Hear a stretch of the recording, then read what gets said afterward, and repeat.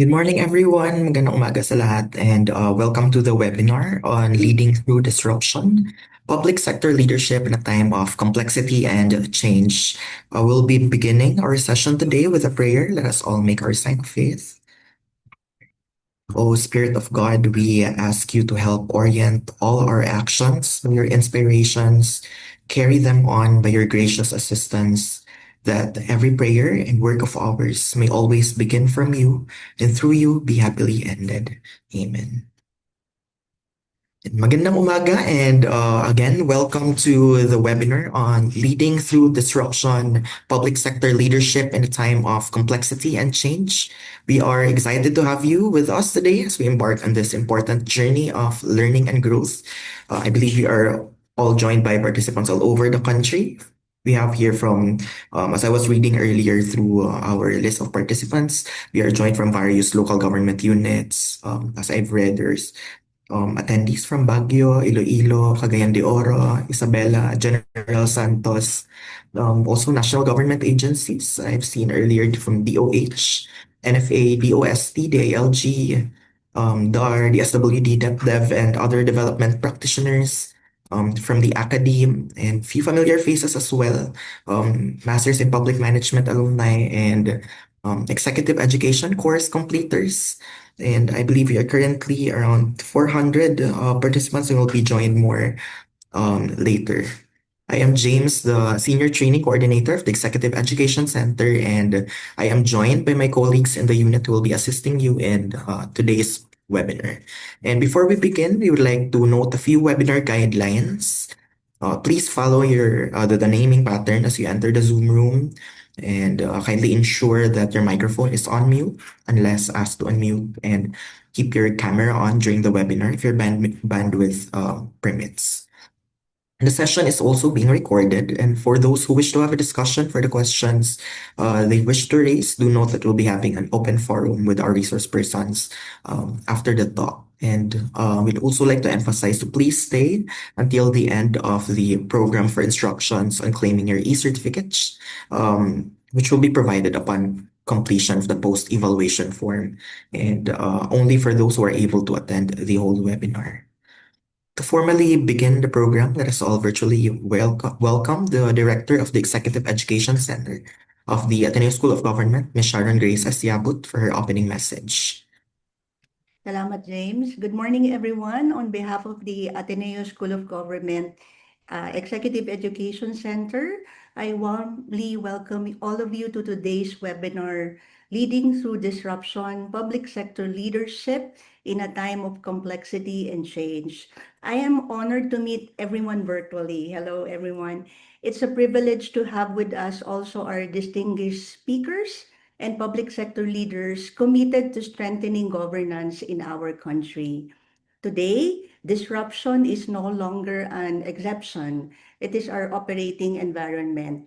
Public leaders are called to navigate complexity with integrity, adaptability, collaboration, and resilience while keeping citizens at the center of every decision. These are the very leadership qualities that today's webinar seeks to explore. Throughout the month of July, we also celebrate the feast of Saint Ignatius of Loyola, founder of the Society of Jesus. His life reminds us that true leadership begins with discernment, the wisdom to reflect deeply, choose what is right, and place the common good above self-interest. At the Ateneo School of Government, this Ignatian spirit calls us to lead with competence, compassion, and courage as we strengthen public institutions that are responsive, accountable, and worthy of the people's trust. Maraming salamat po, and I wish a meaningful and inspiring webinar. Good morning once again. Thank you, Ms. Sharon, for the welcoming remarks and opening message. And at this point, we'd also like to get the ball rolling. It is also my honor to introduce Associate Dean Ralph Jacinto Kiblat, or as we fondly call him, Sir Tats, to moderate today's webinar. Good morning, Sir Tats. Morning, James. Thank you. Good day, everyone. Maayong buntag and welcome. I am Tats Kiblat. I am the Associate Dean of the Ateneo School of Government. and I'll be your moderator for today. Thank you for joining us. Today's webinar is Leading Through Disruption, Public Sector Leadership in a Time of Complexity and Change. Across the public sector, leaders are navigating an increasingly complex landscape. We are facing economic uncertainty, rapid digital transformation, climate risks, fiscal constraints, workforce transitions, the spread of misinformation, and growing public expectations for transparent, ethical, and accountable governance. These realities challenge us to lead differently with greater adaptability, resilience, and purpose. Today's webinar brings together leaders and experts from government, the academe, and governance reform community to share insights, practical experiences, and ideas on how we can respond effectively to these challenges and continue strengthening our institutions. We have an exciting program lined up with three thought-provoking questions and three thought-provoking sessions, each led by our distinguished subject matter experts. Our first session is Understanding Complexity Through Evidence and Learning. Here we will explore why governance is becoming more complex and the capabilities public sector leaders need to navigate this changing environment. Our second session is Leading Communities Through Change and Uncertainty, which focuses on how adaptive leadership is practiced on the ground and how local leaders help communities respond to change. Finally, our third session is Strengthening Institutions for Resilience and Reform, where we'll discuss how organizations can build lasting resilience, sustain reform efforts, and uphold accountability even in times of disruption. We are delighted that you've chosen to spend your time with us today. We hope this webinar sparks meaningful conversations, practical insights, and new perspectives that you can bring to your own organizations and communities. So let's get started. To begin our webinar, we will explore our first topic, Understanding Complexity Through Evidence and Learning. Our speaker is an academic leader, governance scholar, and quantitative researcher whose work centers on public sector leadership, organizational behavior, governance systems, and evidence-based policymaking. His research brings together the fields of public administration, educational leadership, and organizational development, with a particular focus on how public institutions navigate complexity, uncertainty, and rapidly changing governance environments. Through data-informed decision-making, organizational learning, and adaptive leadership, he examines how institutions can become more resilient, responsive, and effective. His scholarship also explores governance narratives, institutional trust, public sector performance, and leadership behavior in complex political and organizational settings. Beyond his research, he is a dedicated educator and mentor who has guided graduate students, public sector practitioners, and institutional leaders in strengthening research, analytical thinking, and evidence-based governance. Today, he will help us better understand why complexity matters and how evidence and learning can equip leaders to make better decisions in an increasingly uncertain world. Ladies and gentlemen, please join me in giving a warm virtual welcome to Dr. Wine de la Paz. Good morning, Dr. Wine. Good morning, Tats. Okay, let me just share my slide. Okay. So, good morning, everyone. It's a pleasure to be here today, and I'd like to thank the Ateneo School of Government for inviting me to share some thoughts on governance. I want to thank everyone. Maraming salamat po sa oras na binigay nyo ngayong umaga para po lalo po ma-enrich yung kaalaman po natin sa pagsisilbi din po. May God bless the works that you do. You show up every day in government, no, to serve the people. And I pray that the Lord will continue to bless and keep you in this very hard work that you do for everyone. So yeah. So when we think about governance, we can see that this has really become increasingly challenging.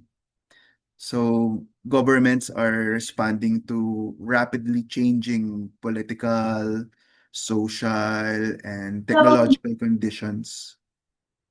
And at the same time, we see that societies are becoming more diverse, in their values, expectations, and priorities. So these developments raise an important question. So how can governments create collective action when people increasingly see public issues differently? So iba-iba po ng pananaw, pero gusto po natin mag-arrive at a certain convergence ng thinking. Pero kailangan po natin pag-usapan pong maigi yung ibig sabihin din po nun. So really, this is the central question that I hope to explore with you this morning. So I'd like to begin with this question. So why is governance becoming challenging today?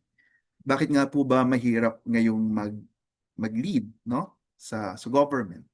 So this question matters because the environment surrounding governance has changed dramatically over past several decades.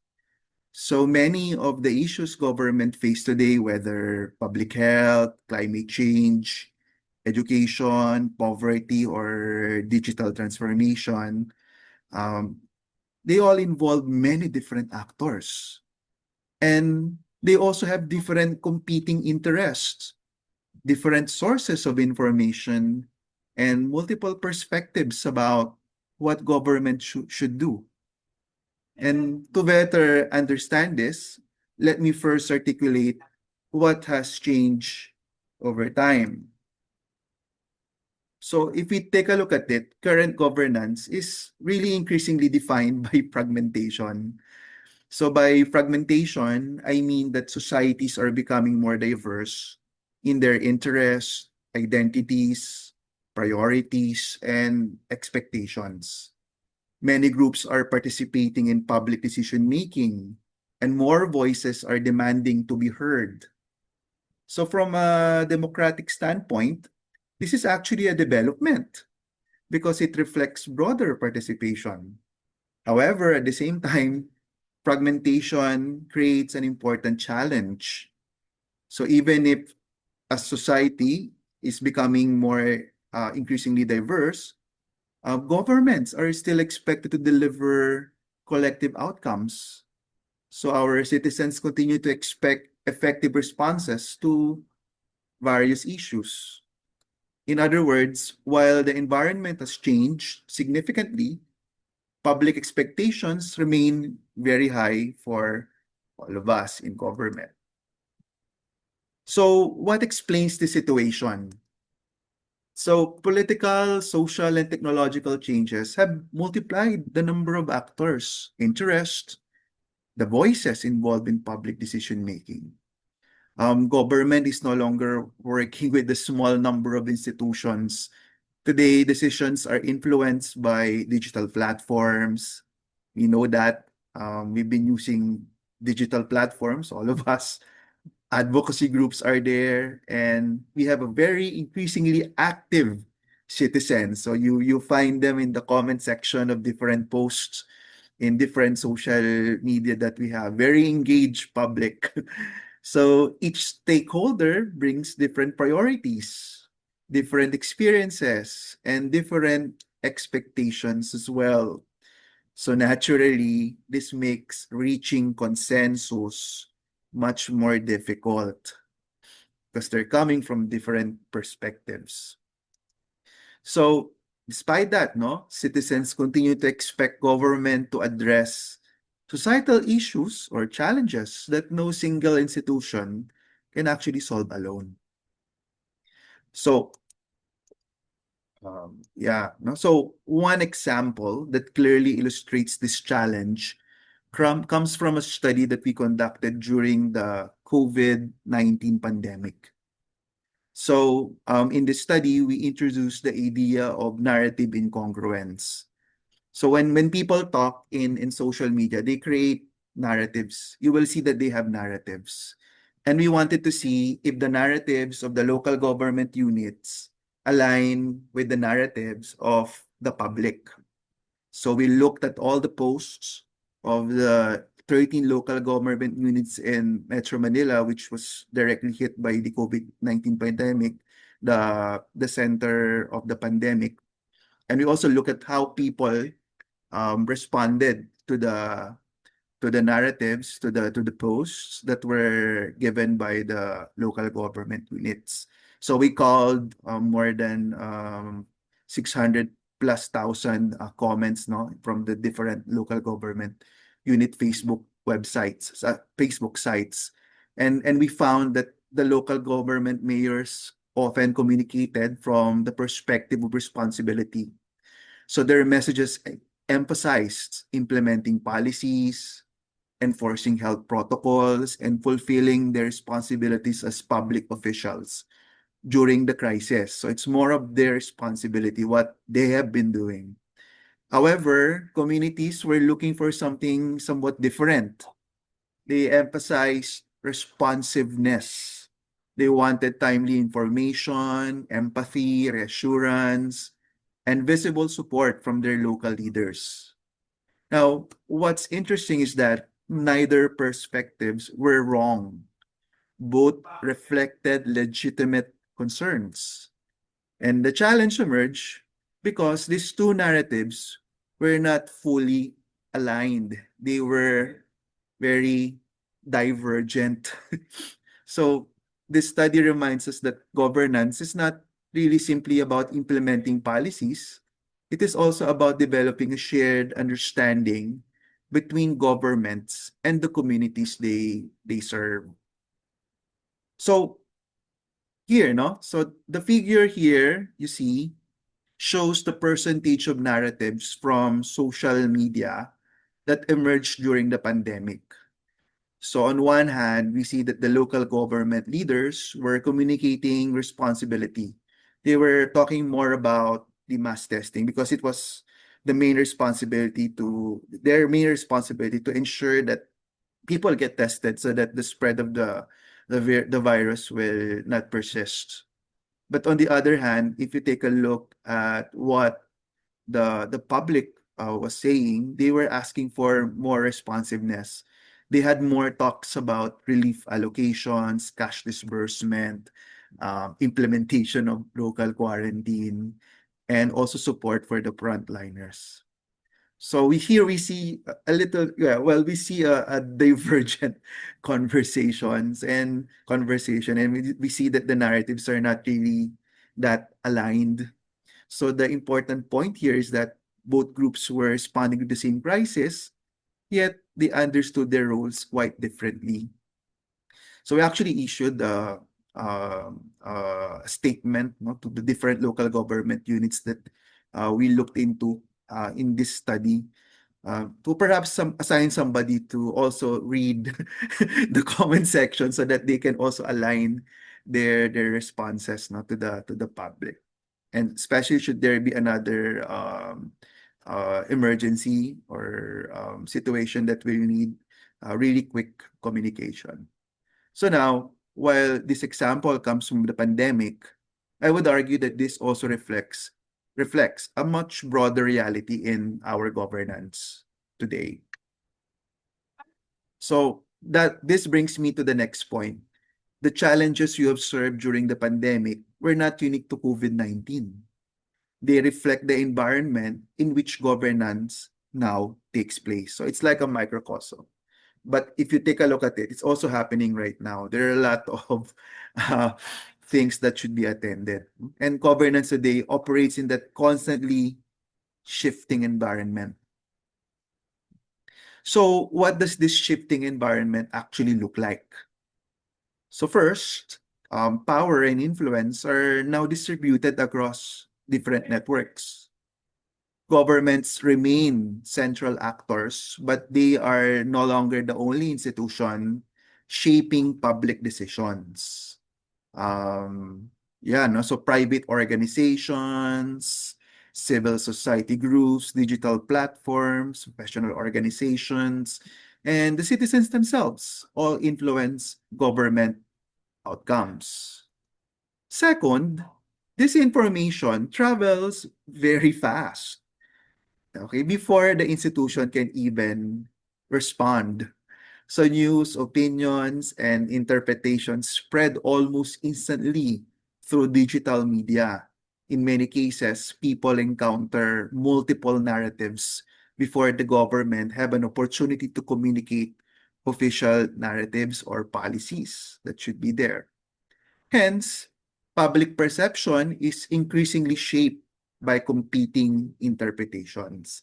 And that is why, perhaps for governance leaders, this really means paying attention, close attention to how information circulates and how different groups make sense of public issues that are before us. So given everything we've discussed so far, an important question naturally flows. Is diversity of perspectives actually the problem? So many people assume that disagreement weakens governance because it slows decision making and creates conflict. But I would suggest that diversity itself is not what makes governance difficult. Well, diversity is something we should really expect in democratic societies. People will really have different perspectives because we are a democracy. And yeah, diversity of perspective is both normal and necessary in democratic governance. So people naturally differ in values, priorities, and interest. These differences reflect the richness of democratic societies because they allow many voices to participate in public discussion. So they also strengthen governance by encouraging innovation, improving accountability, and ensuring that the different sectors of society are also represented. So rather than seeing diversity as something to overcome, we should recognize it as an important resource for democratic governance. So if diversity is not the problem, then where does the real challenge come from? So the challenge arises when disagreements cannot be transformed into productive engagement and collective action. So differences in values and interest will always exist. That is simply part of living in a pluralistic society. So what matters is whether these differences become opportunities for dialogues or sadly, if it becomes a barrier for collaboration. So when people stop listening to each other, when trust begins to weaken, and when institutions become disconnected from citizens, working together becomes more difficult. So the idea here is to listen. How do we listen? Do we listen? When people talk to us, do we listen to them? So this is the central governance challenge. So the goal is not to eliminate the differences that would neither be realistic nor desirable. So the goal is really to create conditions when people with different perspectives can continue working together towards shared public outcomes. So if diversity is not the problem, then effective governance cannot depend on everyone thinking alike. It must depend on something else. And this is what we can call also as alignment. Alignment. So we cannot really expect everyone to have the same idea or to have complete agreement. That's very unrealistic. So people will continue to hold different values and priorities. And this is because this is the reality of democratic governance. So the objective, therefore, is not to eliminate disagreement, but instead to have enough shared understanding.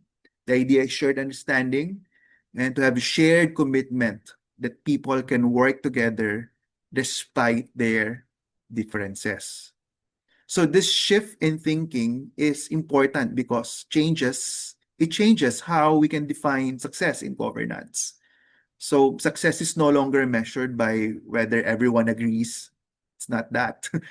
It is measured by how whether diverse stakeholders are willing to move forward together in pursuit of a common goal. Hence, it is best if we try to focus more on alignment.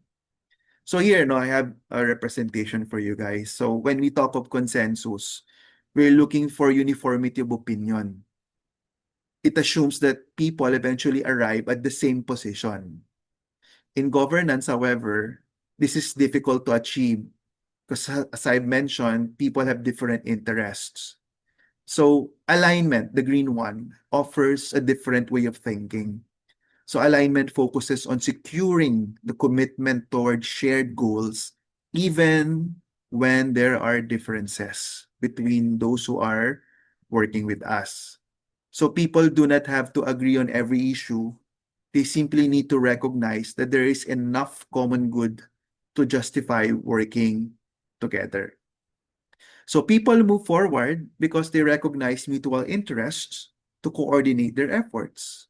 So alignment is more realistic and a more practical goal than complete consensus, especially in today's governance environments. I mentioned it's very fragmented. So if alignment has become one of the most important goals of governance, then the next question is straightforward. What kind of leadership makes alignment possible?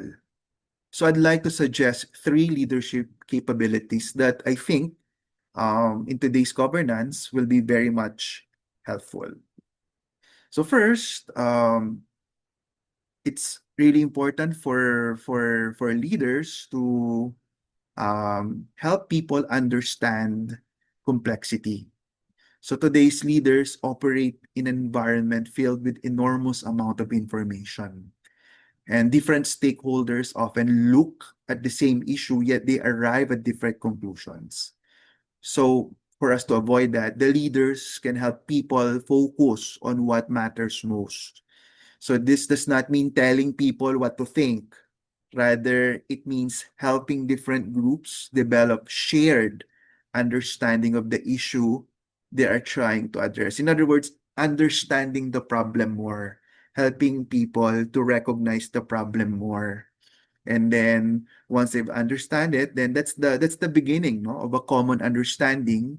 And perhaps we can work together, even if there are some disagreements. So that's the first step. I hope people try to help, leaders will help constituents understand the problem. Then second, the second leadership capability shifts our attention from understanding the problem to strengthening relationships.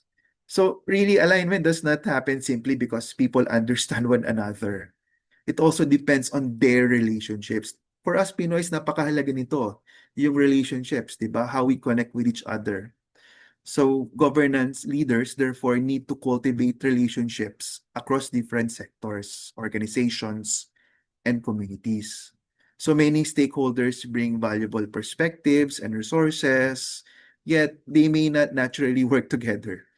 So leaders play an important role in bringing these groups into conversations, encouraging dialogue, and creating opportunities for collaboration. So pagkain, food, that would help. When people eat together, di ba? Iba yung mood din, mas light. And then they begin to think of creative ways how to help each other and move forward. So we strengthen the relationship. And when we do that, trust also grows.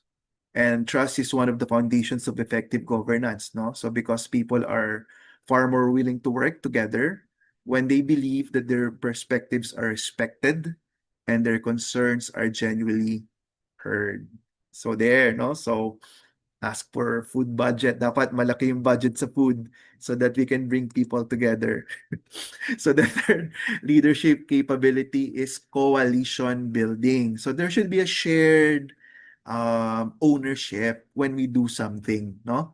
So once leaders have helped people understand the issues and have built on relationships across groups, the next step is really to have that broad coalition, that shared collective responsibility, no?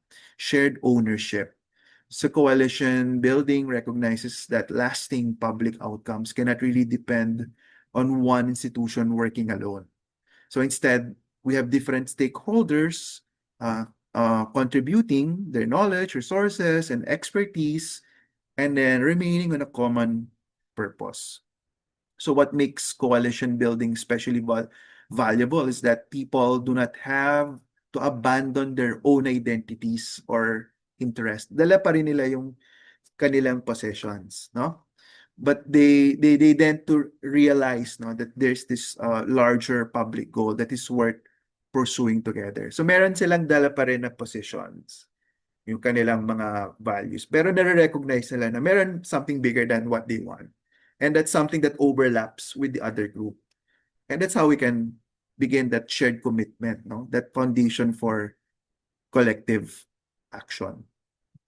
So to summarize, okay, so I'm going to leave you with three things, no, to remember. Number one, we begin by recognizing that governance today is really fragmented. It's a fragmented environment.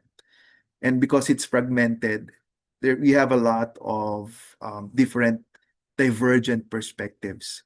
And that's good in a democracy. Okay? That's not really a problem. The real challenge really is transforming those differences into productive engagement. So how do we find alignment in this different perspectives as leaders, as government leaders? How do we locate that? And of course, because that's what we can see right now in our leadership, how fragmented it could be. So really, we need leaders that will help people make sense of the problem. And then after making sense, to build that relationship among people and to have that shared ownership together in this kind of fragmentations that we have and how we can resolve it together. So with that, I'd like to thank everyone for listening. I hope you're able to pick up something that will be helpful in your own government service. Thank you very much and magandang umaga po sa ating lahat. Thank you very much, Dr. Wine, for that insightful and thought-provoking discussion. I really like what you said about leaders trying to make it make sense, no, to people and to align consensus and eventually, ultimately, leadership that drives collective action. Thank you very much. Your presentation has really given us a deeper appreciation of leadership, especially in these very trying times. Navigating the complexity of today's world with so much diversity. Thank you. Thank you. If you have questions for Doc Wine, please write it on our group chat and we can ask it after our third speaker. We now move on to our second speaker, our second session, titled Leading Communities Through Change and Uncertainty. It is my pleasure to introduce our next speaker, a distinguished public servant and a respected champion of grassroots governance. She currently serves as the national president of the Liga ng mga Barangay sa Pilipinas, representing barangay leaders across the country and advocating for stronger local governance as the foundation of responsive and people-centered public service. Throughout her leadership, she has championed the empowerment of barangays by strengthening their capacity for governance, service delivery, and community resilience. Her work reflects the belief that effective leadership begins closest to the people, where local officials respond directly to the everyday realities, challenges, and aspirations of their communities. At a time when communities face increasing uncertainty and disruption, her leadership demonstrates how barangays can serve as resilient, adaptive, and trusted institutions that foster public participation, strengthen accountability, and deliver meaningful change where it matters most. Ladies and gentlemen, please join me in giving a warm virtual welcome to Honorable Consihala Maria Katrina Jessica GD. Good Good morning morning po, po. Honorable Good Jessica. morning po. Good morning, Sir Tas. Good morning, everyone who's here. Magandang umaga po sa lahat. And the topic that was tasked to me to answer is how adaptive leadership can be practiced in the grassroots level. So I'd like to start with Dr. Wine actually mentioned many things that are we share also in common. I agree with so many things that he mentioned earlier. So governance today, he said, is increasingly fragmented and complex. So iba na yung political landscape ngayon. Aside from we've always had limitation of resources, pero ngayon we have more prevalent disasters, hindi lang po mga bagyo, baha. Ngayon po, we worry about earthquakes, we worry about volcanic eruptions, mas madalas na volcanic eruptions. These things are more prevalent now. Man-made disasters, fires, ganyan, economic crisis, which we just went through this year with the oil crisis, advancement of technology, the rise of social media, which has been a very, very huge challenge also for all of us. Misinformation. So yun yung mga mention po kanina din ni Dr. Wine. We live in a culture where grabe po yung scrutiny sa atin. So bawat sasabihin mo, bawat gagawin mo can be misconstrued against your intent. So pwede yan ano talaga, maiba. And just like that, canceled ka na. So, and just like that, your reputation can be destroyed or can be damaged. And we live also in a time where, you know, we recently had this corruption scandal, which affected the trust of the people. So, para bagang applied to all na, basta nasa gobyerno ka, corrupt ka. Parang ganon. So, it has really changed the perception of the public on the government and on people who work for the government. And so, in all of these complexities, importante po sa atin that we need to be able to adapt, to evolve, and to adjust accordingly while also mobilizing our people. So now the next question is, why are the barangays the best example of adaptive leadership? So first of all, the barangays are the first line of governance and the first line of resilience in our country. Bago pa po yung mga tao, kunyari pag may crisis tayo and any disruption that happens in our country, people don't immediately go to the national agencies to ask for help. People don't go to the higher LGUs. Unang pinupuntahan po nila ay ang barangay. Kasi yan po ang pinakamalapit. Yan po ang unang muka ng gobyerno po natin. During disasters, emergencies, conflicts, public health crisis, community problems, the barangays are the first responders of our governance. Adaptive leadership ngayon is not optional for barangays or in the grassroots leadership. It's not optional. It's actually a necessity because if the barangays fail to adapt, the services can be delayed, problems escalate, and lives may be affected. Diyan tayo magkakaroon ng mas maraming casualties.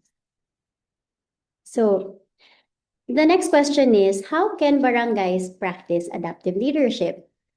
So sabi po ni Dr. Wine kanina, the challenge is not solely on the complexities or the diversities of our political landscape, but the challenge really is alignment.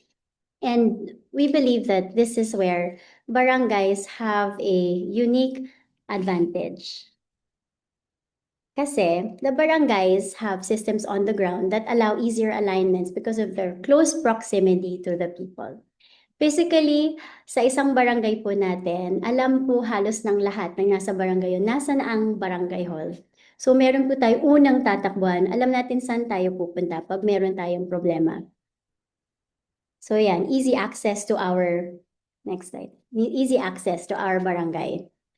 Susunod, in the barangay, we have 2 assemblies that happen every year. This is mandatory. So it's called barangay assemblies. This happens every March and October of every year. This is an opportunity where the barangays can share their accomplishments, share the executed plans that they've had, and then share also their plans for the future of the barangay. And this is also, and hindi po to one-way na communication.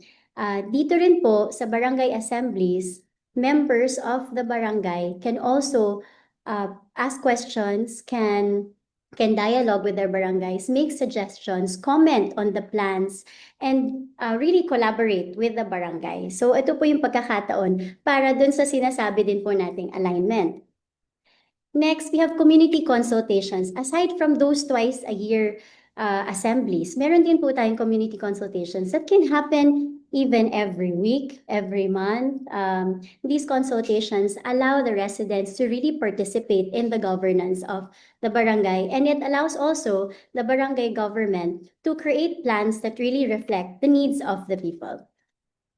We also have regular barangay sessions in the barangay where problems can be discussed real time, and it can be addressed right away dahil dito sa regular sessions natin sa mga barangay.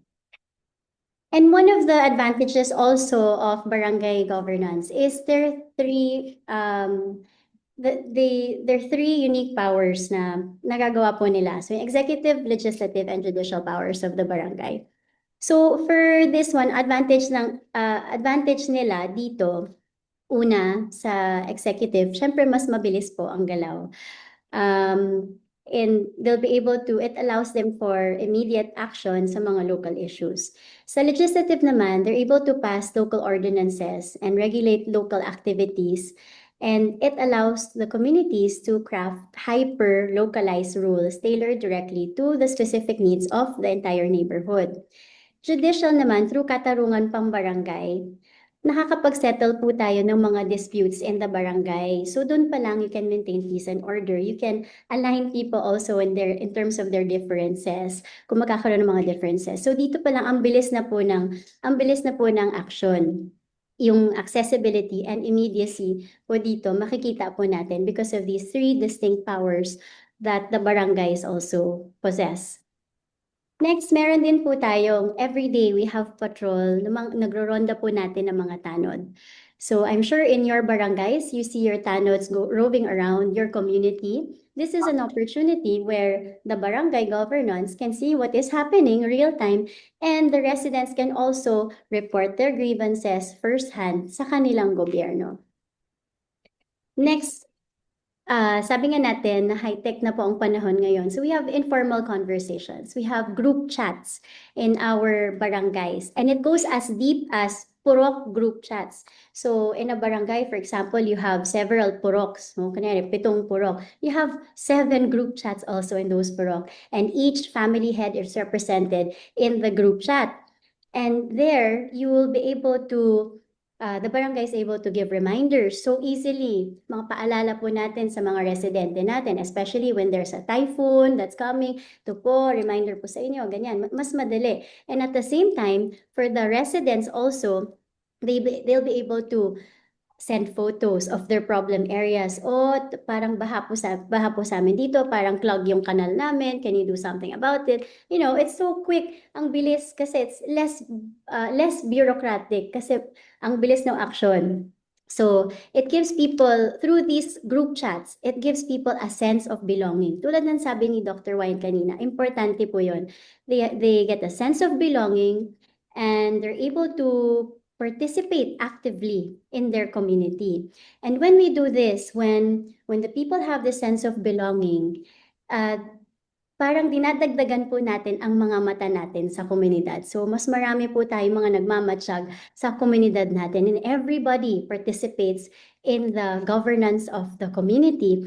And in effect, the governance becomes self-sustainable, you know, because everybody is part of it.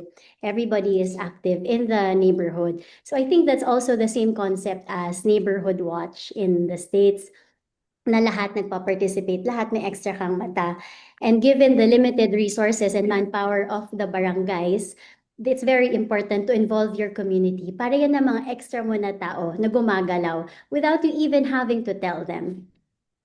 So next, we also have volunteer activities that happen regularly. So when people have a sense of belonging and have a sense of ownership, sila na mismo, they participate in community activities na hindi mo na kailangan sabihin na maglinis sa bahay mo, maglinis sa tapat ng bahay mo, sa paligiran mo. Sila na po mismo because they feel, you know, they own this community, not just their space, their private property, but the entire community. And they know that napapakinggan sila. Alam nila na they are part of the governance of the barangay. So, sila rin, they are responsible in participating in that governance and keeping the peace and order of the barangay.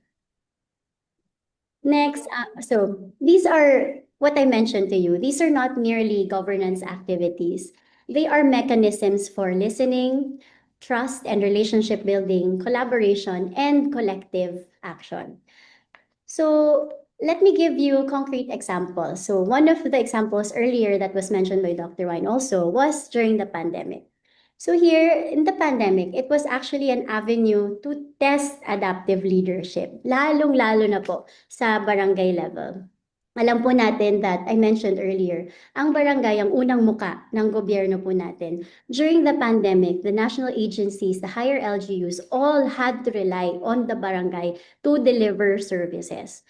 And during that time, of course, barangays being the front line of governance, everybody depended on them. So the barangay had no choice but to really adapt, no? Kailangan talaga. Otherwise, maraming mamamatay, maraming magkakasakit. So like they engaged in trial and errors. Kung ano-ano po ginagawa nila to just to be able to deliver services sa community.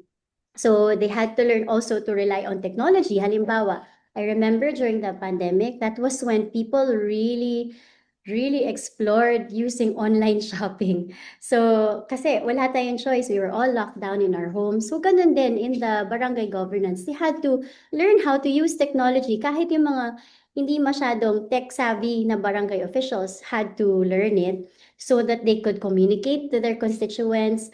They could send messages easily. They could warn them. They could, we even went to the extremes of, kasi during the pandemic, it was difficult for supplies to come in. So, nag-explore yung mga barangays na mga paraan paano makakarating ang supply sa mga bahay. Halimbawa, gamot, pagkain. So, instead of the residents going to the market, dinala po ng barangay ang palengke sa barangay through the mobile markets that they brought in the barangays para lang makarating ang pagkain. In some barangays, naglalabas pa ng upuan sa labas ng bahay. Tapos, yung order is sent online. It's paid online. So, everyone had to learn how to use online banking talaga nun. So, everybody sent their payments online. The orders were delivered to the doorsteps dun sa mga upuan na nandun sa labas ng bahay. So that's how they were able to innovate, because they really had to think of ways to be able to address these services, deliver these services in very uncertain situations. So, yun. And then, another best practice po natin, also during the pandemic, is one barangay called Barangay Kayabu in Tanay, Rizal. So sila po, yung barangay na to is in a far-flung area in Tanay, Rizal. And because of the remoteness of their area, hirap po makarating sa kanila ang pagkain. So they had a huge food shortage. Instead of them waiting at magutom na lang sila at mamatay sa gutom, what the barangay did was they transformed all the open spaces in their barangay into food producing spaces. Naghukay din po sila, mano-manong hukay. Gumawa po sila ng fish pond. And through this, they were able to address 20% of their food shortage in their barangay. Another example is Barangay Namayan in Mandaluyong City. Ito po, gumawa sila ng barangay mobile application where they were able to digitalize all of the barangay services, making the transactions faster, more convenient, and more accessible, especially since, this was launched in 2022. At that time, syempre, running pa rin lahat with COVID and all. So it was easier for the residents to be able to avail government services or barangay services through the mobile app. This enabled residents to get certificates, yung mga kailangan nilang barangay clearances, documents, and ask for emergency assistance. This was able to provide also a digital platform for reporting complaints, accidents, crimes, and emergencies, even anonymously. Because sometimes, takot po ang ibang residente po natin magsumbong sa barangay because they will be identified. So natakot sila na mababalikan po sila. So for this barangay in particular, in Barangay Namayan, through the mobile app, residents are able to report their grievances while protecting their identity. This one also demonstrated how technology can strengthen frontline public service and civic engagement, citizen engagement. The next and the last best practice that I'd like to share with you is the puro clearance of Barangay Nagasikan, Santiago City. So ito, idol ko tong barangay na to because most of the problems that barangays go through halos pare-pareho. But this barangay in particular was able to address those daily problems that probably all barangays have. Ito pong puro clearance. So, ito pong barangay Nagasikan, para po siyang tondo ng Maynila na nasa Santiago. Ang taas po ng crime rates dyan sa lugar na yan, they had a lot of informal settlers. Nobody followed rules. Nobody followed ordinances and policies. They didn't respect the governance of the barangay. So what did they do? Ang ginawa po nila, they established this puro clearance.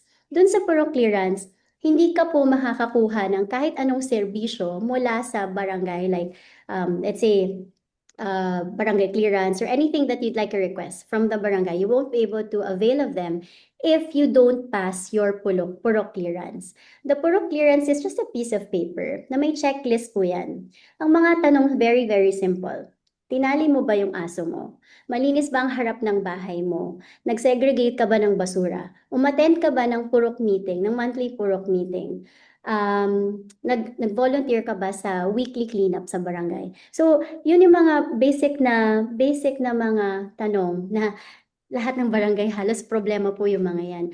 If hindi po na-checkan lahat yun, hindi ka makakakuha ng puro clearance at hindi ka makakakuha ng mga dokumento mo sa barangay.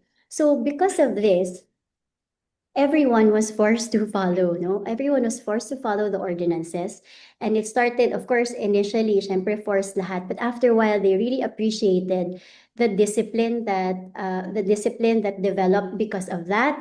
And it wasn't just the discipline, but it was also the respect for the rules, respect for authority, obedience also to rules. And even yung isa pa pong criteria doon is kailangan din pong magtanim ng gulay sa inyong bakuran. So yun, because of that, so forced sila una magtanim, but after a while, it became a way of life na they became sustainable through planting in their homes.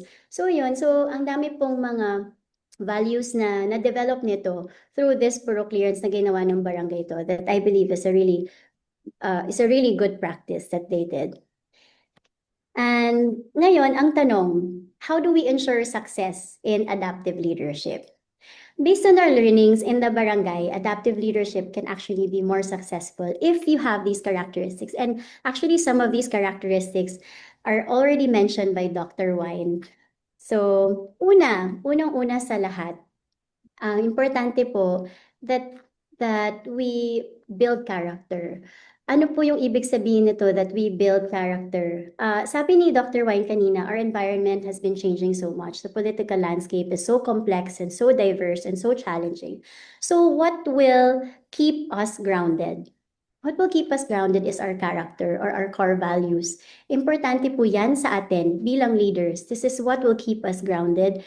Hindi tayo madaling ma-influence. But at the same time, it's important for us also to build the character of our community. Tulad na lang nung barangay Nagasikan with the puro clearance, in hindsight, he was actually the barangay officials there were actually building the character of the community and making them more resilient.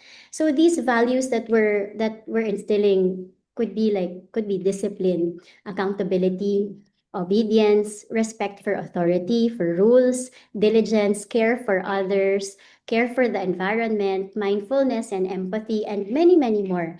I think ito po ay importante because it addresses the root causes that influence long-term behavior. Ang magandang halimbawa po dito is Japan. Japan's progress did not happen overnight. Beyond their infrastructure and technology, the country really invested heavily in values formation, discipline, civic responsibility, and respect for others. Instead of treating only the symptoms of societal problems, it focused on shaping the character and culture of its people. Pansinin niyo po, pag may crisis po sa Japan, they don't need a police officer to tell them to line up. they will automatically line up. They will wait for their term. Hindi sila makikipagsiksikan, makikipag-aagawan. They will take turns. They will prioritize their seniors. They will prioritize children. Automatic po sa kanila yon. Why? Because they've invested on the character of their people from the onset. In the primary years of children in Japan, ang focus po nila is not just academics, but they focus heavily on values formation, forming their children into the type of citizens that they want them to be. So this is what I mean when we talk about character building. Why character is really important. In the Liga, we also emphasize this, yung reputation versus character. So go through it very, very quickly. Reputation is what people say about you. Character is who you are when no one is watching. So okay lang naman po to watch for our reputation kasi all of us care for our reputation, yes. But sometimes when we are obsessed with our reputation, we obsess about pleasing other people instead of doing what is right and what is good for our community. So I think what I'm pertaining to with character building as a leader, dito tayo papasok. So how important is our character? Gaano ka-importante ang pagkatao po natin versus our reputation? Next one is being prepared. So it's important, and Dr. Wang also mentioned it's very important for us to be prepared. We have to know our strengths and our limitations. When I say this, I mean alam natin what we have, what we're capable of, especially our community, and ano rin yung mga limitations natin. Halimbawa na lang of this. Kung alam mo that yung lugar nyo ay daanan ng bagyo, you're not going to prepare your BDRRM tools pag in-announce na parating na yung bagyo. You're going to prepare it ahead of time because you know and you expect that these disruptions will happen. So you anticipate these risks. So that's what it means to be prepared. You are proactive in your governance instead of reactive in your governance. The next one is being transparent and stable. It's very important for us to communicate to our constituents, to update them. Sometimes, yung sabi ni Dr. Wine kanina, ang dami pong iba-ibang narratives all around us. And this actually makes people anxious. Pag alam nila may problema, tapos ang dami nila naririnig, it makes them anxious. Because they don't understand what's happening or because there's so many opinions out there. So when the governance communicates, when they're transparent, they inform their constituents, okay, these are the problems that we have, and we're trying to find solutions for them. It makes people more at ease and it keeps them informed. When I say also stable, I mean people who are stable, or leaders who are stable, means that they don't waste their time complaining. You know how we see some people tend to complain online, nag-vent sila online, and that makes their constituents more anxious kasi nakita nilang problemado yung kanilang leader. So, mamamblema sila lalo. So instead of that, they don't waste their time complaining, they spend their time thinking of solutions. So that's what I mean when I say stable. Next is somebody, a leader who listens and gives importance to relationship building. It's very, very important for good leaders, for adaptive leaders to listen. And I think Dr. Wine also mentioned this earlier.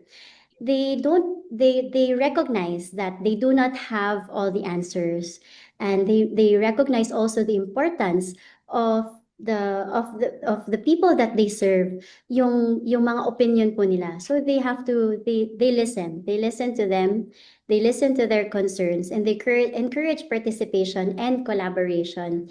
They believe that two heads are better than one, or in this case, several heads are better than a few. And they give importance to a relationship.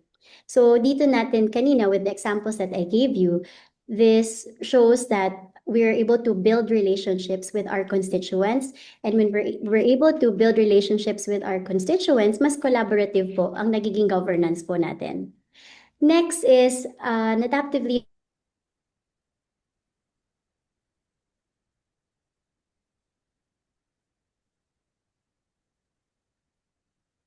leaders to recognize that they don't know everything. Just like you who are here in ASOG, all of us who are here in this webinar, we are here because we want to learn. We are here because we recognize that we don't know everything and we don't have all the answers. Kaya nandito tayo, nagsasama-sama tayo para matuto tayo sa bawat isa.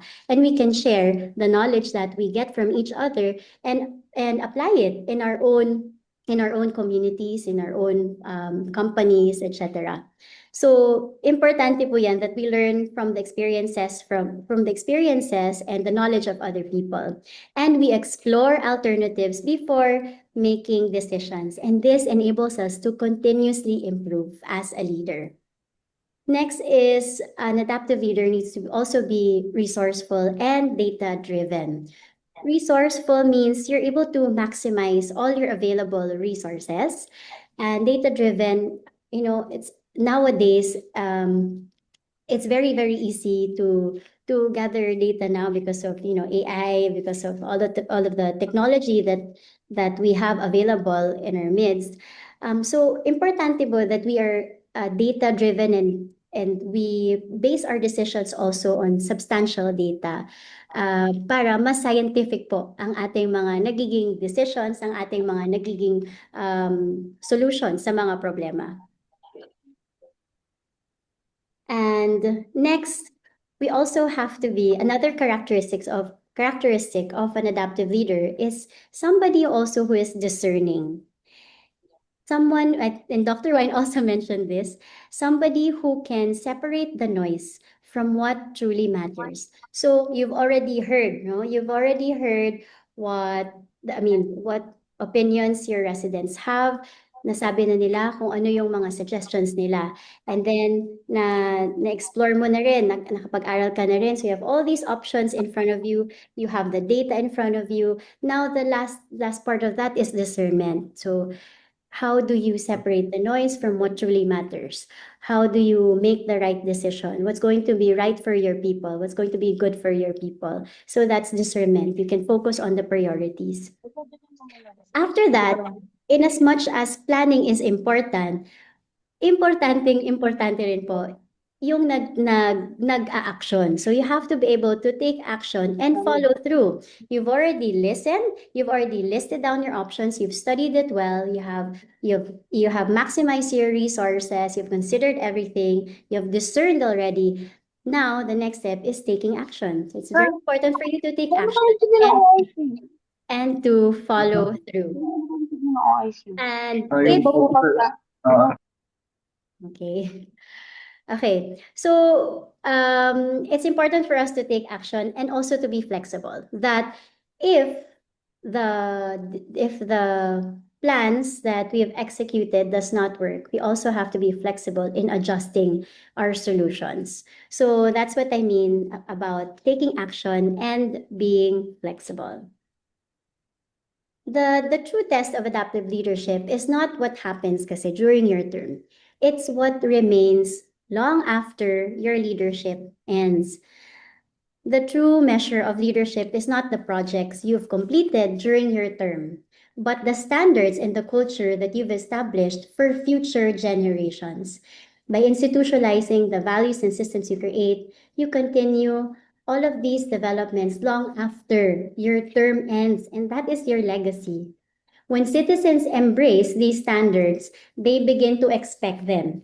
And when people demand better governance, they ensure that future leaders continue delivering the same. Because adaptive leadership creates adaptive citizens. And adaptive citizens create adaptive communities, and adaptive communities create a resilient nation. The strength of the Philippines begins in every barangay. And when every barangay is adaptive, professional, and grounded in integrity, discipline, and service, our nation becomes resilient, future-ready, and disruption-proof from the ground up. And that is bottom-up resilience. Maraming salamat po at God bless po sa ating lahat. Thank you very much, Cap Jessica. That was very insightful, no? Thank you for sharing your valuable insights on adaptive leadership. and showing us how to lead communities through change and uncertainty.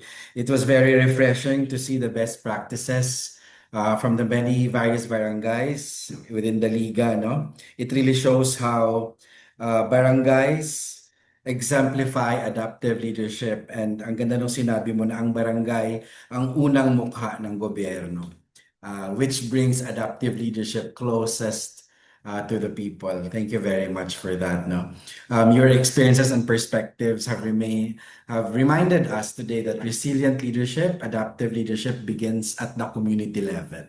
So that is where public service has the greatest impact on people's everyday lives. Thank you very much.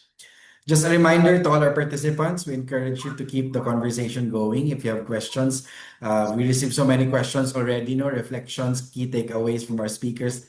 Please share them in the chat. We'd love to hear your thoughts and make this as interactive as possible. But also, we will try to accommodate all the questions. There are so many. Keep it going. For now, we come to our third session, our third speaker, no, who will share with us his thoughts on strengthening institutions for resilience and reform. It is my privilege to introduce our final speaker. He brings decades of experience in national governance, institutional reform, and peace building. As former Secretary of the Department of the Interior and Local Government, and now serving with the Office of the Presidential Advisor on Peace, Reconciliation, and Unity, he has played a significant role in advancing local governance, strengthening intergovernmental collaboration, and building institutions that can respond effectively to change.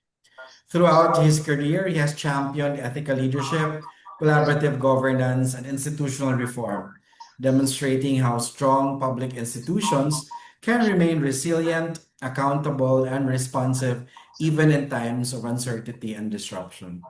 To share his insights on strengthening institutions for resilience and reform, please join me in giving a warm virtual welcome to Secretary Mel Senen Sarmiento. Good morning, Secretary Mel.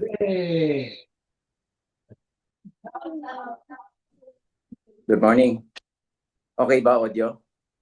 Okay po. Yes, we can hear you. Good morning, everyone.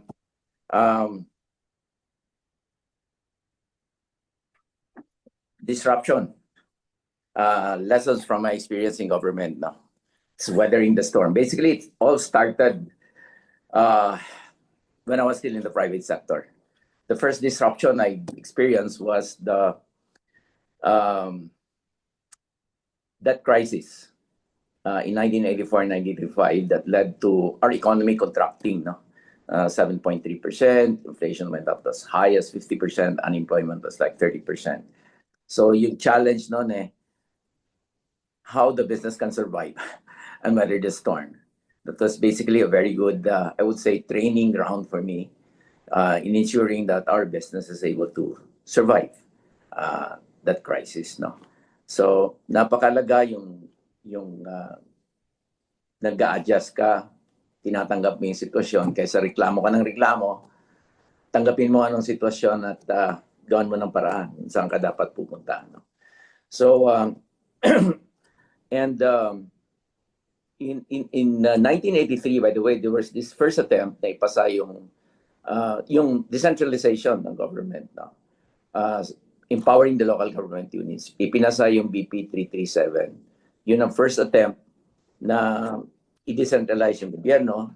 Parliamentary form ang gobyerno nung araw. Pero sa parliament, the other ministers were, I guess, kind of worried about the change na mangyayari sa opisina nila. Limited na yung pondo, tapos mapupunta pa sa mga local government unit ang kanilang pondo, baka mahirapan sila, kaya medyo may resistance. So yung ipinasa ika nga na pagbabago in decentralizing governance, lalo na basic services, medyo naging hilaw siya, no? Tapos nagkaroon ng post-EDSA, nagkaroon ng panibagong pagbabago, nagkaroon ng change. So na dapat there's going to be change management, of course, and change management planning and transition planning is very important. So yung transition naman, post-EDSA, may 1987, ipinasa yung bagong constitution mandating decentralization of government. No? So pinagdidebatihan yon ng mga panahon right after EDSA. Sa business sector naman, what saved our company was basically we were building, we were in the construction business, pero doon kami sa ika nga sa foreign funded na mga projects that help us able to survive the problem kahit na ang daming mga disruption ng araw, ang daming mga kudeta, instability. Tapos yung mga local officials natin, mga OIC nung panahon na yon, no? So hindi sila mga elected. So mayroon talagang instability, no? Pati sa baba, no? So right after and eventually naipasa yung RA 7160, no? Ang naging problema nga lang natin nagkaroon ng decentralization brought about by the passage of RA 7160, hindi masyado na-explain what decentralization really is, no? Na pati yung role ng Pangulo magbabago. Basically, the role of the president has changed. You can compare the president today as that of our past presidents in a centralized system dahil basic services has already been devolved sa mga local government. Ang intervention ng national dyan, yung assistance doon sa mga local government kung kailangan nila doon sa mga devolved functions sa kanila. Kasi kung tutusin, 55% na lang ng internal revenue ang pwedeng i-manage ng Pangulo dahil 40% of internal revenue will be divided by all the local government units throughout the country. Plus now, there's 5% block grant ng BARM. So, ibig sabihin 55% na lang pwede niya. At hindi pwedeng makialam ang Pangulo sa pondo ng BARM at hindi rin pwedeng sa pondo ng local government dahil magiging violation yon sa local autonomy na kailangan na ibinigay natin sa mga lokal na pamahalaan. Napakalaga po noon, naintindihan yon dahil pero sa akin maganda rin yun nangyari. Nabawasan man, nag-iba yung posisyon ng ating Pangulo, pero mas may focus mas may oras ngayon to focus on the geopolitical changes that is happening globally. Maya-maya, there's a disruption happening and there's potential external shock that will affect us. And any disruption sa labas, geopolitical changes the president has to be very, very, very focused on it. No? The people should allow the president to do so. Very important yun dahil kailangan may geoeconomic implication kasi yun at kailangan niya mag-adjust sa kanyang foreign policy because may epekto yun sa economic policy ng Pangulo. Of course, it has to be sustained by a sound fiscal policy to sustain growth, no? And understanding, of course, the role of the Monetary Board with their monetary policy, which is an independent body. External defense lies with the president, but the rest is shared power. So itong oportunidad din, sa mga disruption nating inaharap, oportunidad din ito na nagkaroon ng share ang mga lokal na pamahalaan. At nakita ko po ito sa mga nangyari sa mga nakaraang panahon. So yung lang ang ating media nakafocus pa rin sa national kahit na decentralized na yung gobyerno, no? Hindi na kahit mga pangyayari sa local government, yes, community newspaper that time nandun, pero hindi siya napapansin sa national na kailangan siguro nababalanse rin. Pero ngayon, with social media, there's an opportunity for local governments to be able to also perhaps share the good things happening in their community, no? Nagkaroon ng pagbabago noong 1992 dahil bagong Pangulo, decentralized, pero ang advantage nung wala pang social media, mas nakaka-focus at saka biglang nagkapondo yung local government. So, pondo yung local government, ay ang bilis, ang dali nila magbigay ng mga tulong, lahat may kailangan. Then suddenly people change, no? Yung focus nila nag-change a bit sa local na, no? Pag tinanong mo sinong governor nila, sinong congressman nila, sinong mayor nila, sinong barangay captain nila, alam nila. Pero pag tinanong mo ngayon sinong kalihim ng ganitong departamento, hindi na kilala. Pero dahil yung national dailies puro national focus sa central, wala masyado sa local, nakafocus pa rin doon. So kahit hindi masyado dapat apektadong lokal, nadadala siya dahil sa influence na nakikita sa taas. So very important sa isang local official na pag-aralan, yes, you have to be conscious about what's going on up there, but still focus doon sa local government dahil devolved na nga itong function na ito. No? Ang naging ano lang sa ika nga, noong panahon ni President Ramos, dahil nga busy yung mga local government, ang mga tao doon na nakatingin, ang perhaps naalala kong pinaka ano sa administrasyon, yan yung floor contemplasyon na biglang nakafocus lahat na naman sa national. No? So, in 1998, nagkaroon na naman tayo ng bagong Pangulo. So, magkakailangan naman mag-adjust, kailangan there's a change again. Then may disruption, no? The Asian financial crisis, no? So nagkaroon ng epekto ito sa national government, no? Nagkaroon ng nagkulang yung pondo ng national. So ang nangyari, binawasan tapos nadagdagan pa ito ng all-out war in the year 2000. Ang ginawa, reduce yung ERA, no? Which was subsequently questioned before the Supreme Court and the ERA intercept case. There were 2 cases filed, petitions filed before the Supreme Court with respect to the ERA. No? So when RA 7160 was passed, implemented in 1992, there was full devolution already, contrary to EO 138. No? May full devolution na the issue was on full allocation, and finally, this was resolved with the Mandanas-Garcia ruling, no? Eventually in 2018.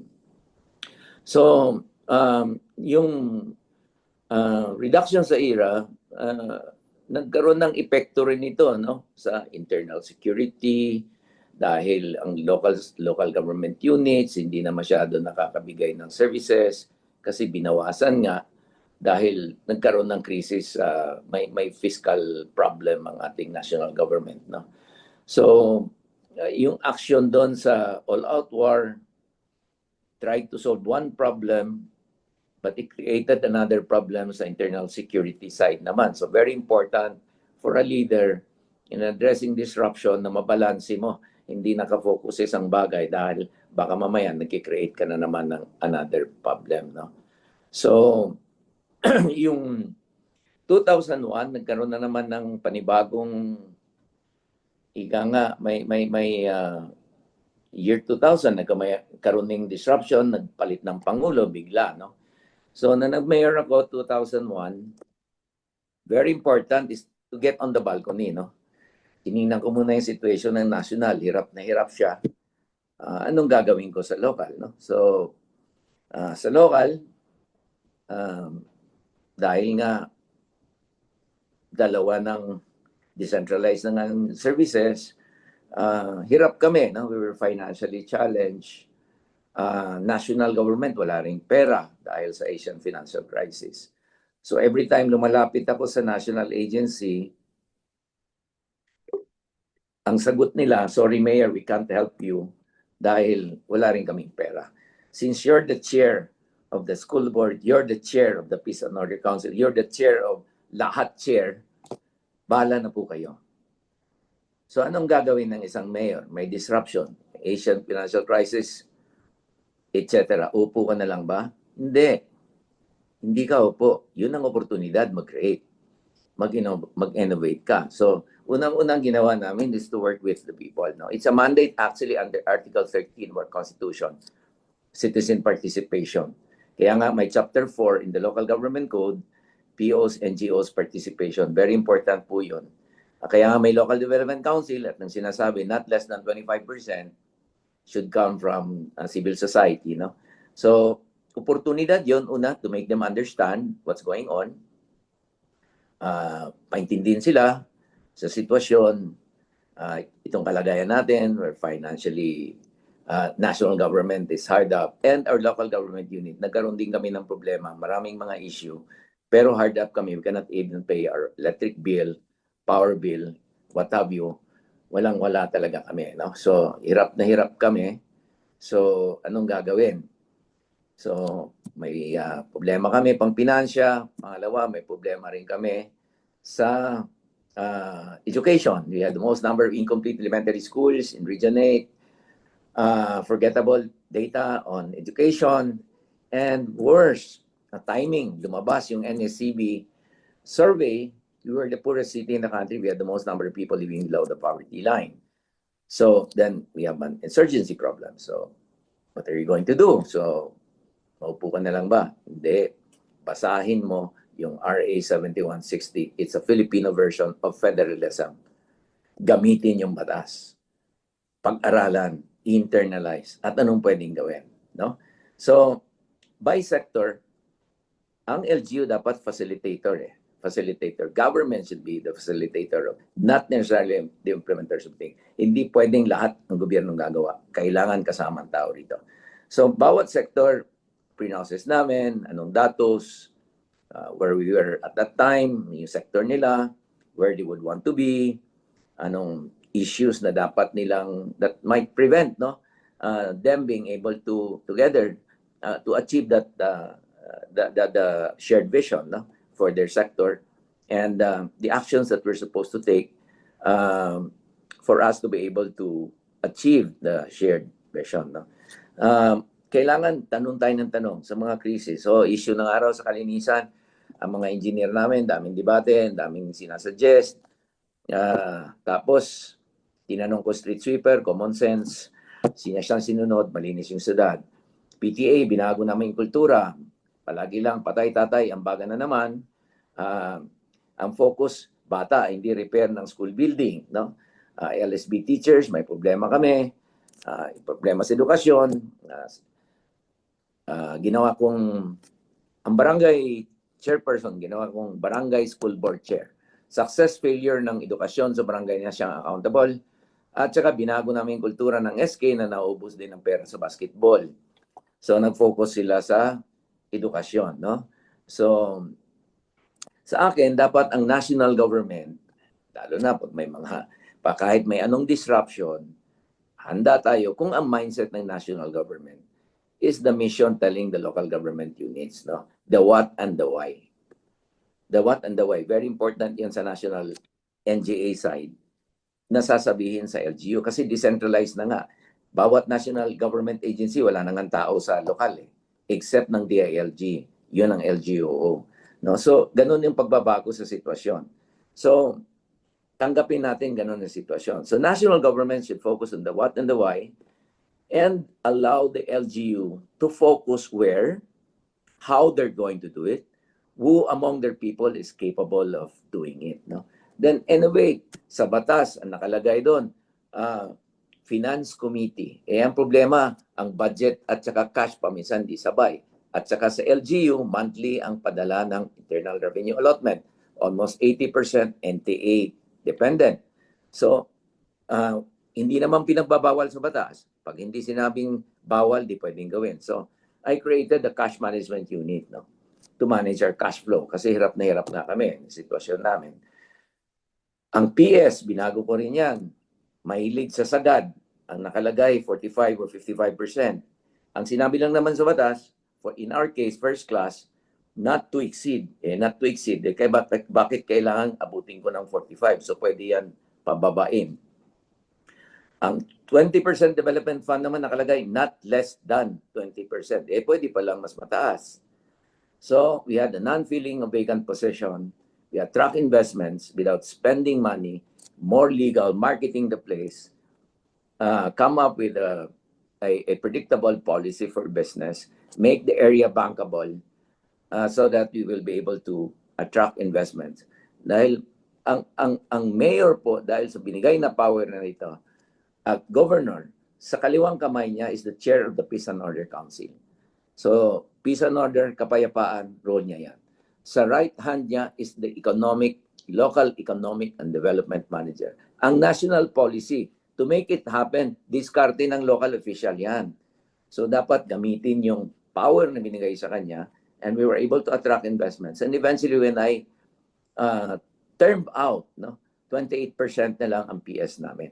Kailangan natin may buffer kasi kung mayroong disruption, mayroong kang flexibility para hindi ma-disrupt ang services ng mga sa komunidad, no? Napakalaga po niyan. At nang walang pera, puro kami FS, feasibility study, walang pera . national. No? Anong hihingin mo sa national? Puro feasibility study. So, napakalaga po noon na maintindihan natin yung RA 7160, so Filipino version of federalism. So, focus lang sa local. No? As I've said, market the place, focus on bankability, no? And working with private sector, multinational, multilateral na Solicitor General ako during our time. So, pag walang pera national, doon ako tumatakbo. Nakatulong. There came a time in my office, there were Americans, there were Germans, and Japanese, no? So, worse, in 2004, nagkaroon na naman tayo ng disruption, debt crisis. Debt crisis that led to a fiscal crisis. Pero what saved the local government units is the Supreme Court decision on the ERA na dagdagan. Ang nagproblema naman, national government, naging sa oras, dahil sa decision na ito, automatically appropriated, automatically release ang internal revenue allotment. Ang national naman na nagproblema, no? Ang problema na naman national, yung the national government, nagproblema niya naman, delayed ang salary ng national government, no? Na-delayed yung salary ng national government. Ang LGU sa oras naman dahil nga ano siya, automatically appropriated, automatically released. So lesson learned, dapat handa, risk management, dapat kasama yan palagi, no? So may political instability at the time. Nagkakagulo, may adventurism, tapos national, may SARO, walang notice of cash allotment. Pero ang national, yung ginawa niya, mga problema ganun, tinatanggap niya, sinet niya naman, no? During GMA's time ito, economic fundamentals, for us to survive the hindi lang political storm, but the Asian financial crisis, no? So when things have settled down a bit, I was RDC chair already, submitted some proposals, pero manage ko muna expectation dahil medyo ang cash flow ng gobyerno hindi pa masyado. Pero there were things na may control kami, no? May control. Hindi ibig sabihin walang perang national, but in our case, may problema kami sa transmission side. We lobbied, no, para sa paglipat ng Transco to NGCP na isama namin yung aming area sa kontrata na ipasok yung paggawa ng extension ng 138 kV line at substation sa aming syudad na ang gumastos NGCP in compliance to the agreement, no? So ibig sabihin kailangan mag-weather talaga at gawa ka ng paraan, no?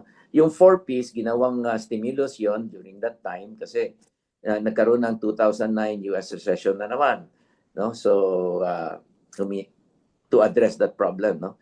So sa aming side wala pang DRR law, we were focused on resilience already, no? Building resilience rather than puro response. So during Pinoy's time, we had this fiscal responsibility policy. You cannot propose an expenditure bill without identifying where your source of revenue is, no? So na nag-improve yung fiscal position, ready na kami sa FS. Doon submit. Kasi nang nagkaroon naman ng pera ang gobyerno, paminsan ang problema naman is the absorption.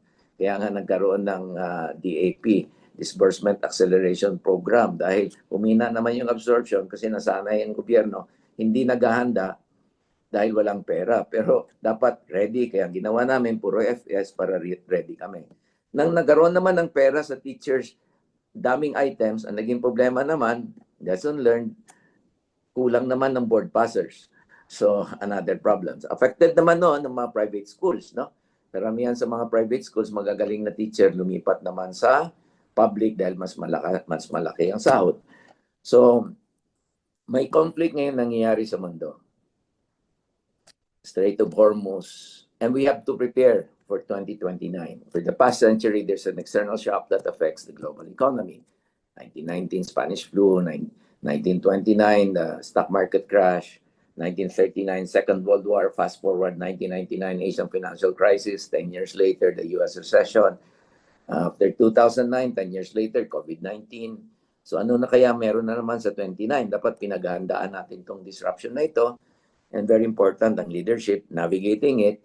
At itong pag nangyari, huwag naman sana, may epekto ito sa LGU kasi bababa na naman yung ira ng LGU or NTA by 2032 kung may tama sa 2029. So dapat pinaghahandaan po yan lahat. No?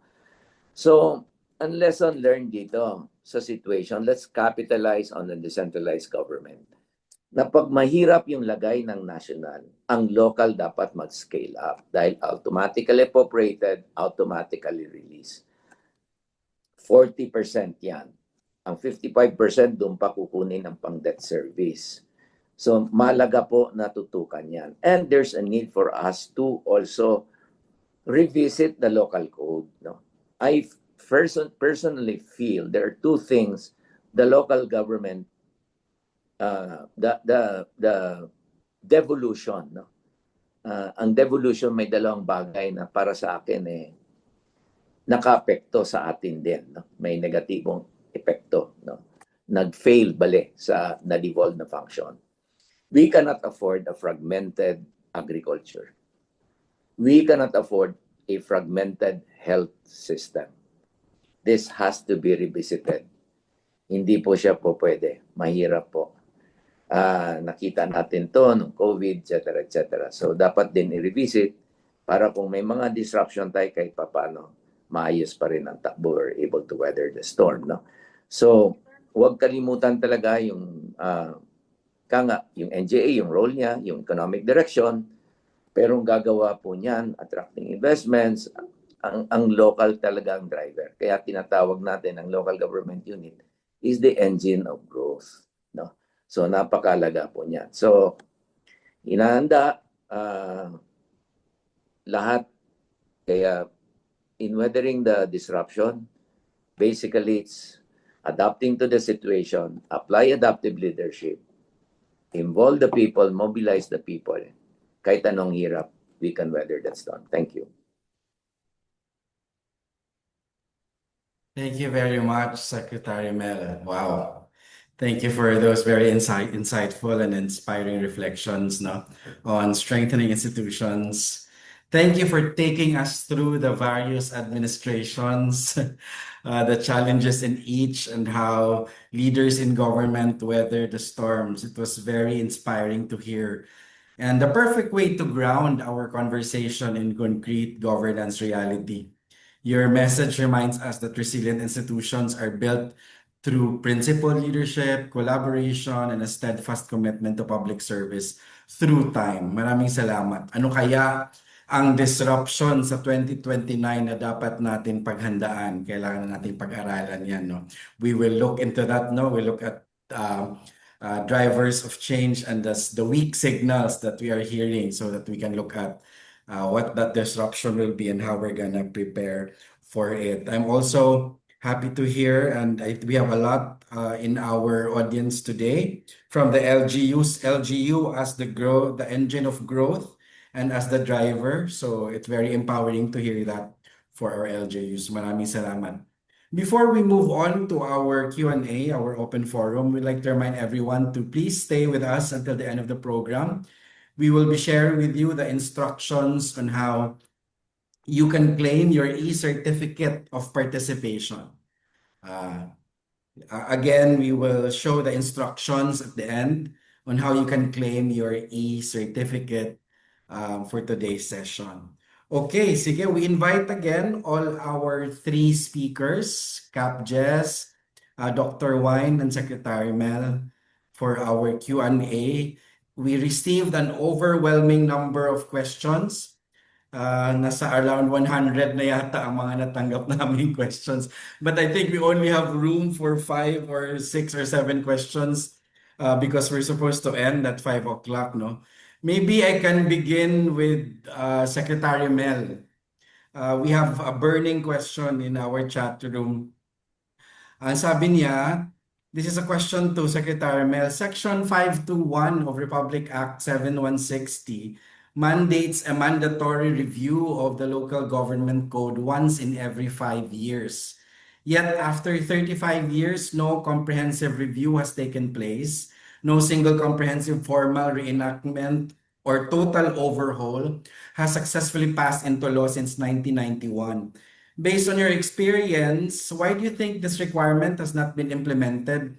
And do you believe the original framework for decentralization and local autonomy envisioned in 1991 remains adequate to address the governance challenges of the 21st century, most especially those faced by the LGUs? Unang-una, problema sa politika. You know, I was Secretary of the League of Cities of the Philippines, and during my time, I created the policy unit of the league. We were so reactive back then. Mayors would complain about a law passed in Congress, but unfortunately, nang pinal yung bill, hindi kami sumasali. So, nag-create kami ng policy unit. At nag-usap-usap kami, ilan kami na kung sinong makapasok sa Congress sa amin. Icha-champion namin yung amendment ng code. So, nang pumasok kami sa Kongreso, lahat ng, sabi ko sa staff, lahat ng may LGU shall, sabihin ako para makapag-participate. Ang target naman noon, yung maintunay yung mga batas na ipanapasa unfunded mandate. So, nang sinusulong na namin yung mga amendment, nawawalan ka ng kasama. Nawawalan ka ng kasama, tapos eventually magrereklamo ka pa rin. Di ba nag-usap-usap tayo? Isusulong natin yung amendment. Sorry kung may masaktan. Ang sinasabi pare, we came to realize if we're going to empower the LGUs, yung mayor, governor, paano kung mag-term out na tayo sa Congress? Baka masyado na silang malakas, hindi na tayo makabalik. Mag-graduate ka sa Kongreso, 9 years, tatakbo kang mayor, nagiging personal That is the problem. And very sad. Very sad. But we need to revisit. We need to, yun nga, sinasabi ko nga, yung simpleng, sa agriculture lang, simpleng amendment lang, the appointment of the city, provincial, municipal agriculturist should be similar to the appointment of a treasurer. Para yung agri-industrialization national, subsistence farming na lang sa LGU. Because we're not reaching scale. Very sad. In 2017, our net revenue for agri-related products that we exported was only $5 billion as opposed to Thailand's 54. Vietnam was $15 billion. That would improve our balance of payment and help our peso, So, just imagine, dahil dyan, ang problema tayo. So, ang intention din ng 1991, lean ang government, walang duplication ng function. So, ngayon, naghihirapan tayo. We're having a hard time with the revenue financing the budget. We cannot keep on borrowing money. That's not sustainable. The ideal is a balanced budget, di ba? So, because the intention was like, pero nangyari kasi, no offense meant again to some people, parang ginawa na namang national, parang si LGU rin, nagko-compete. Hindi dapat frontliners of service, barangay, at saka yung munisipyo. Ang provincial government is supposed to be a financier. Provincial government nagpa-finance sa LGU. Kasi may direct constituency talaga yung mga kapitan at saka sila mayor. Every day, yun talagang maharap ng taong mga kailangan. So, that's the reason why, until today, very sad. Salamat, Sec Mel. That's a very sad reality, that self-interest also is a very big factor into bakit hindi pa nga ito na-review. And ang sagot ni Sec Mel dun sa tanong natin ay problema sa politika. Parang since time immemorial, narinig na natin yan. And I think the challenge now is really for adaptive leadership to reimagine what's going on in governance right now. Ano banggit din ni Sec Mel yung barangay, Speaking of, Cap, may tanong para sa'yo. As the barangay and Sangguniang elections approaches, and you mentioned earlier that politics today is very critical, how will the barangay government keep its momentum in giving social services without sacrificing their principles? And how will the transition of newly elected officials benefit the whole barangay community? Because the reality is, after they win, it's 4 years na ang kanilang term at may ilan na ginagamit pa ang kanilang posisyon para suportahan si mayor o si governor. Oh, juicy. Spicy question. Cap, Jessica, ano po ang sagot natin dito? Well, kaya we mentioned earlier that it's very important that you raise your standards, you institutionalize the the things that you've changed already in your community, when you raise the standards, you raise also the expectations of the people. And when the expectations of the people are higher, they demand for this type of governance. So yung mga susunod, they expect them to perform the same or even better. And when that doesn't happen, syempre magkakaroon ng clamor yung mga tao. And when people are more educated and are expecting more, they get to be wiser in choosing the right kind of leaders that can continue the same progress that we've started. So I think that basically answers that. And I mentioned kanina that adaptive leadership doesn't mean it's only during your term, but adaptive leadership is actually tested by the legacy that you leave behind long after you've left your post. So yun po yung true essence of adaptive leadership. And also, natutunan that's- natin yun, that's- no? Even in the sharing of... Yes, Sekmel. If I may be allowed to interject, no, in Yes. addition to Yes, what go ahead. Cap Jessica mentioned, it's imperative again. Article 13, we hosted the Open Government Partnership presently, Asia Pacific Conference. My goodness, sinabi ko doon, I was one of the speakers. Sa Pilipinas, hindi problema yan. Dahil citizen participation is embedded in the Constitution under Article 13. Ang problema, are we exercising that right? Do we participate in governance? Ang nakalagay, not less than 25%, meaning to say it can be expanded, non-voting members. Do we really participate? In the Local Development Council, there's a monitoring and evaluation mechanism prescribed in the law. Can you just imagine, nowadays, everybody has an iPhone. We can monitor everything, participate in governance. We're asking former rebels now to participate, be a member of the Local Development Council from the barangay, municipal, up to the regional level as much as possible. Para lahat ng reklamo nila nung araw ng umimulag sila sa gobyerno, the opportunity is there. There's a platform for us to use so that whatever changes that Cap Jessica mentioned can be sustained. Na kahit nagpalit na ng leader, ng term out, yun ang mag-iingay dapat. Hey, magandang ginawa ni Cap Jessica. Huwag niyong baguhin. You improve it further dahil maganda na yung tahak natin. Thank you, Sekmel. So, sinabi ni Sekmel, no? Article 13, citizen participation. Do we participate in governance? But also narinig din natin kay Doc Wine kanina na there are more voices are demanding to be heard. And it's causing our fragmentation because societies are becoming more diverse. I have a question for Doc Wine here, and I know there are also questions addressed directly to Doc Wine na baka sagutin na rin yan, no? But for Doc Wine, in a local legislative body like the Sangguniang Bayan, managing a diversity of perspectives is essential for inclusive governance, but it can sometimes cause operational friction, delays in passing urgent ordinances. As public servants, what specific frameworks or mediation strategies can we use to effectively balance these conflicting viewpoints so we can reach a timely consensus without compromising the quality of our policy? Yes, thank you, AD Tats, no? I actually received several questions directly sent to me. So the four questions that we have right now are pretty much practical.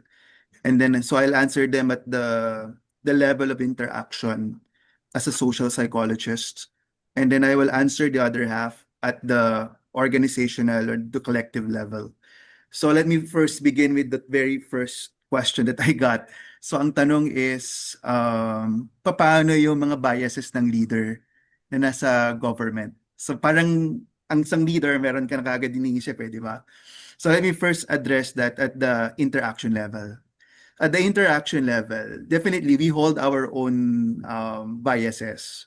But at that level, it would help if we also open up to the understanding and articulation of our other